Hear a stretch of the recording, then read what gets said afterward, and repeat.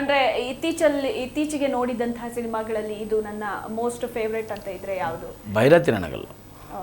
ಆ ವಯಸ್ಸಲ್ಲೂ ಹೆಂಗ್ ಮಾಡಿದಾರೆ ಅಂದ್ರೆ ಭೀಮಾ ನೆಕ್ಸ್ಟು ಭೀಮಾ ಇವಾಗ ನೋಡಿ ನಾನು ಫೈನಲ್ ಲಾಸ್ಟ್ ನೋಡಿರೋದು ಪಿಕ್ಚರು ಭೀಮಾ, ಭೈರತಿ ರಣಗಲ್ಲು, ಎರಡು ಎಕ್ಸ್ಟ್ರಾರ್ಡಿನರಿ ಮೂವಿ.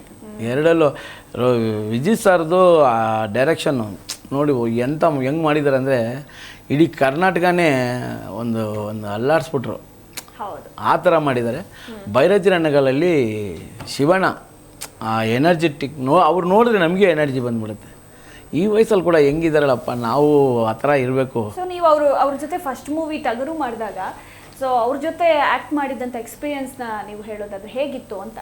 ಮೇಡಮ್, ಅವ್ರ ಜೊತೆಲಿದ್ದರೆ ಮಕ್ಕಳ ಥರ ಆಟ ಆಡ್ತಾನೆ ಇರ್ತಾರೆ, ಏನಾದರೂ ಒಂದು ರೇಗಿಸ್ತಾನೆ ಇರ್ತಾರೆ. ನಾನು ಸೂರ್ಯ ಫ್ಯಾನು, ಸೂರ್ಯ ಕರ್ನಾಟಕ ರಾಜ್ಯ ಅಧ್ಯಕ್ಷ, ನಾನು ಸೂರ್ಯ ಅಭಿಮಾನಿಗಳ ರಾಜ್ಯ ಅಧ್ಯಕ್ಷ. ಹಂಗಾಗಿ ಅವ್ರದ್ದು ಏನೇ ಇದು ಇದ್ರೂ ಕೂಡ ನಾನು ಅವ್ರನ್ನ ಕರೆಸಿ ಮಾತಾಡೋದು.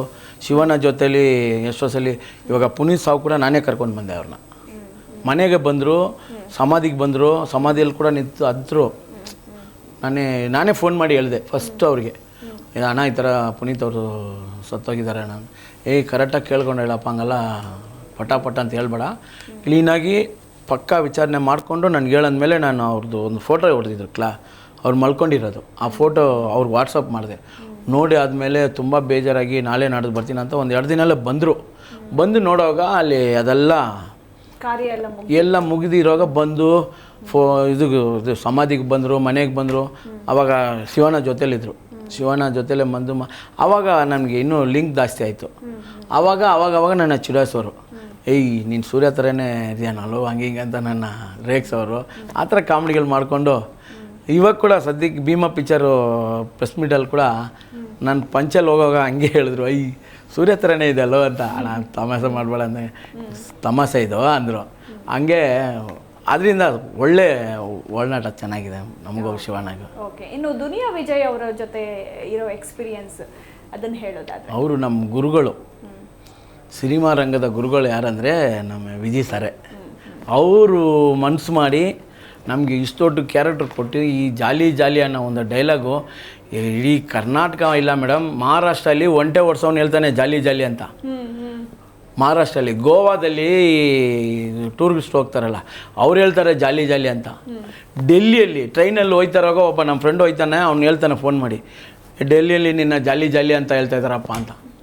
ಒಂದು ಏನೋ ಯಾವುದೋ ಒಂದು ಫಾರಿನಲ್ಲಿ ಒಂದು ಫ್ಯಾಮಿಲಿ ಮದುವೆ ಆಗ್ತಾಯಿದೆ, ಆ ಫಾರಿನ್ ಅವ್ರು ಹೇಳ್ತಾ ಇದ್ದಾರೆ ಜಾಲಿ ಎಲ್ಲ ಜಾಲಿ ಅಂತ.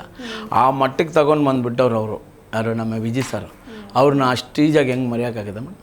ಅವರೇ ನಮ್ಮ ಗುರುಗಳು, ಸಿನಿಮಾ ರಂಗದ ಗುರುಗಳು ಯಾರಂದರೆ ಅವರೇ. ಅಂಡ್ ಶೂಟಿಂಗ್ ಸೆಟ್ಟಲ್ಲಿ ಅವರು ಯಾವ ರೀತಿ ಇರ್ತಾ ಇದ್ರು ನಿಮ್ಮ ಜೊತೆ ಇರಬಹುದು, ಹಾಗೆ ಬೇರೆ ಆರ್ಟಿಸ್ಟ್ಗಳ ಜೊತೆ ಎಲ್ಲಾನು ಅಂತ? ಸಿನಿಮಾ ಅದು ಏನು ಅಂದರೆ ಸ್ಪಾಟಲ್ಲಿ ಶೂಟಿಂಗ್ ಸ್ಟಾರ್ಟ್ ಆಗೋವರೆಗೂ ಕ್ಲೋಸಾಗಿ ಫ್ರೆಂಡ್ಸ್ ಥರ ಇರ್ತಾರೆ. ಶುರುವಾಗಿದ್ದ ತಕ್ಷಣ ಅವರಲ್ಲಿ ಒಂದು ಟರ್ರ್ ಆಗಿಬಿಡ್ತಾರೆ. ಅವ್ರು ಏನು ಕೇಳ್ತಾರೋ ಅದನ್ನು ಅಲ್ಲಿ ಮಾಡಿಬಿಡ್ಬೇಕು. ಒಂದು ಡಿಸ್ಟರ್ಬ್ ಆದರೂ ಸಡನ್ ಅಂತ ರೈಸ್ ಆಗಿಬಿಡ್ತಾರೆ. ಆ ಥರ ಕೆಲಸ ಮಾಡೋದ್ರಿಂದ ಮೇಡಮ್ ಪಿಕ್ಚರ್ ಹಿಟ್ಗಳಾಗೋದು. ನೋಡಿ ಇವಾಗ ಸಲಗ ಎಷ್ಟು ದೊಡ್ಡ ಹಿಟ್ಟಾಯಿತು, ಭೀಮಾ ಎಷ್ಟು ದೊಡ್ಡ. ಯಾಕಂದರೆ ಅವರು ಮಾಡೋವಂಥ ಕೆಲಸ ನೀಟಾಗಿರಬೇಕು. ಒಂದು ಸೀನು ಚಿಕ್ಕದಾಗ ಅವ್ರಿಗೆ ಡಿಸ್ಟರ್ಬೆನ್ಸ್ ಆದರೆ ಕೂಡ ಬಿಡೋದಿಲ್ಲ ಅವರು, ನಮ್ಮನ್ನ ಬೈಯೋದಿಲ್ಲ. ಅದೇ ಥರ ಆರ್ಟಿಸ್ಟ್ನ ಬೈಯೋದಿಲ್ಲ. ನಾನು ತಪ್ಪು ಮಾಡಿದೆ ಅಂದರೆ ಕೂಡ ಕ್ಲಿಯರಾಗಿ ಹೇಳ್ತಾರೆ, ಹಿಂಗೆ ಭಯ ಪಡಬೇಡ, ನಿಧಾನವಾಗಿ ಮಾಡು. ನೀನು ಫಸ್ಟು ಭಯಪಟ್ಟು ಮಾಡಿದೆ ನೋಡು, ಅದನ್ನು ಮರ್ತ್ಬಿಡು. ಇವಾಗ ನಾನು ಮಾಡ್ತೀನಿ ನೋಡಿ, ನಾನು ನೋಡಿಕೊಂಡೇ ಮಾಡು ಅಂತ ಅವ್ರು ಮಾಡಿ ತೋರಿಸೋರು. ಆ ಥರ ಮಾಡಿರೋದ್ರಿಂದನೇ ಆ ಪಿಕ್ಚರ್ ಅಷ್ಟು ದೊಡ್ಡ ಮಟ್ಟಕ್ಕೆ ಸಕ್ಸಸ್ ಆಗಿದೆ. ಜಿ ಕನ್ನಡ ನ್ಯೂಸ್ ಈಗ ನಿಮ್ಮ ಮನೆಯಲ್ಲೇ ನೋಡಿ, ಎಲ್ಲ ಕೇಬಲ್ಗಳಲ್ಲಿ ಈಗ ಲಭ್ಯ. ನಿಮ್ಮ ನೆಚ್ಚಿನ ಜಿ ಕನ್ನಡ ನ್ಯೂಸ್ ಈಗ ಸನ್ ಡೈರೆಕ್ಟ್ ನಲ್ಲಿ number 292, Tata play number 1664, Jio TV number 1334, NXT digital number 30, in cable number 30, city networks 51, U digital number 162, GTPL number 17, Rockline telecommunications number 42, Shri Basaveshwara cable number 168, rural cable network 60, Vinayaka digital 57, Abhishek cable 821, city channel 53, Siddeshwara cable network 57, V4 digital Infotech 628, Surya digital networks 53, Gajanan digital number 836, Malnad infotech private limited number 56, Metrocast number 830, victory digital number 167ರಲ್ಲಿ ನೋಡಿ ಆನಂದಿಸಿ.